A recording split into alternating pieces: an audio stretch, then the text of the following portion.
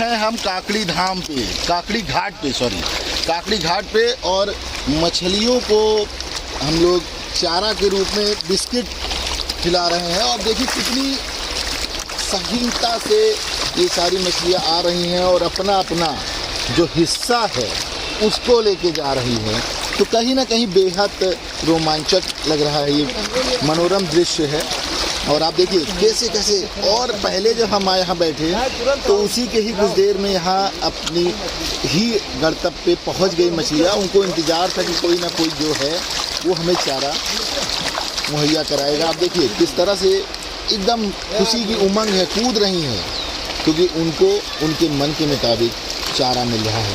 चलिए आज इस बात को भी समझते हैं और ईशानंद महाराज जी हमारे साथ हैं कि क्या कारण है कि जो लोगों को ज्योतिषी हो या कोई भी हो ये बताता है कि मछलियों को चारा खिलाइए, कुत्तों को खिलाइए, रोटी खिलाइए। तो इसका क्या साइंटिफिक रीज़न है, क्या कारण है, इसको भी समझते हैं। जय श्री सीताराम। आकाश जी, आपने अक्सर देखा होगा कि मछलियाँ जल में रहती हैं, लेकिन वो अपने अंडे को, लार्वे को जल के ऊपरी सतह पर देती हैं और ठीक उसको देखती रहती हैं। और देखने से उसमें सृजनात्मक सत्ता है, मात्र देखने से ही उसमें जीवन निकल आता है।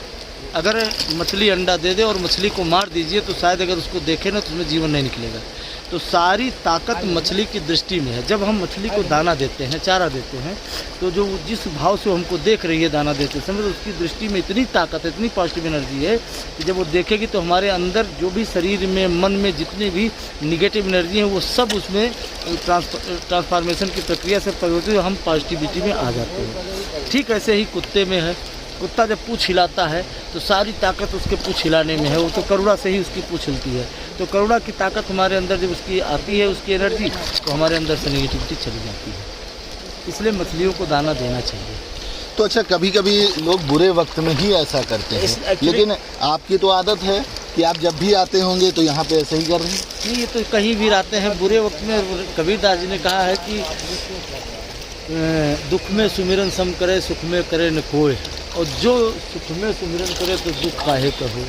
तो अगर आप सुख में सुमिरन करते हैं तो आप देखिए आपको कभी दुख आएगा ही नहीं, या ऐसा मानिए कि दुख की अनुभूति ही नहीं होगी। और सुख और दुख सब अनुभूतियों का खेल है। चलिए फिलहाल देखिए कितना उमंग है इन मछलियों में कि कोई उनके लिए भोजन की व्यवस्था कर रहा है, तो कहीं ना कहीं खुशी होती।